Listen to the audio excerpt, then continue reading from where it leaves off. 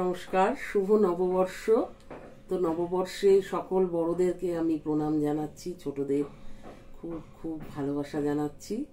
তো আজকে তো একদম একটা আবেগেরই দিন।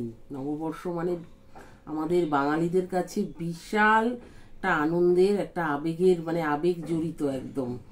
তো বিভিন্ন জায়গায় আমরা হালখাতা করতে, আমি যেমন এখন একটু পরেই বেরিয়ে যাব খাওয়া দাওয়া করে, জুয়েলারি শপে যেতে হবে, ফোন আসছে বারবার। তো এইরকমই আর কি। রাত্রে এসে আবার এখান থেকে আমরা শাড়ি টাড়ি নিই, সেখানেও যেতে হবে। সব জায়গায় এত আবেগ দিয়ে ডাকা হয় এবং প্রত্যেক বাড়ি আমরা যাই। আমি আমার মেয়ে গিয়ে এই হালখাতাগুলো করি এবং প্রত্যেকেই করে, বাঙালিরা ভালো ভালো জায়গায় খেতে যায়। তো এই আবেগ দিয়ে আজকে আমি একটা দারুণ আজকে নববর্ষের থালিটা প্রতি বছরের মতো এবছরও আমি তৈরি করেছি। একটু দেখা যাক তাহলে কি কি আমি বানিয়েছি, দেখো। আচ্ছা, প্রথমে ঘি আর লঙ্কা দিয়ে যেরকম ভাবে আমি দিই, সাথে আছে এই যে লেবু। আচ্ছা, এখানে স্যালাড বানানো আছে। আচ্ছা, সাথে রয়েছে লাউ ডাল। লাউ ডালটা খাবো কি দিয়ে না, আলু ভাজা দিয়ে। এই যে 4 পিস আলু ভাজা নিয়েছি গোল গোল করে, এটা দিয়ে খাবো। আচ্ছা, তার সাথে রয়েছে এখানে ভেটকি মাছের পাতুরি, একদম জমে গেছে পুরো। আর এটা হচ্ছে গলদা চিংড়ির মালাইকারি, একদম নারকেল দিয়ে। পরে আমি আপনাদের রেসিপিটা জানিয়ে দেব। তো এই মুহূর্তে আর এখন এত বলা সম্ভব হচ্ছে না।